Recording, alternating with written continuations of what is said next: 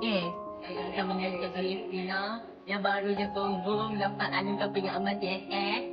Okey, jadi aku kata kepada semua pelajar SMK Raja Muda. Dapat saya untuk semua pelajar SMK Raja Muda, pelajar adik-adik, make sure SPM pass. Even BM dan sejarah tu wajib untuk lulus. Dan kemudian pelajar study ke mana-mana universiti awam, tak kisahlah awam yang mana-mana pun, tak kisahlah USM. And one day awak semua akan dapat anugerah macam ni dan one day awak pakai macam saya. So tak, saya doakan semua pelajar RTU termasuk cikgu-cikgu semua mendapat macam tak apa, dilimpahkan rezeki selalu, sihat-sihat selalu dan yang paling penting kita ada matlamat ataupun harapan yang akan dicapai tak lama lagi. Jadi tidak, jangan give up. Ada rezeki kita jumpa lagi. Terima kasih RTU untuk peluang dan ruang sepanjang saya praktikal dan juga saya main step.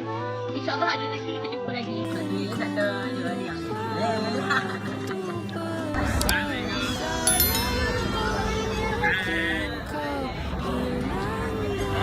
Let's go.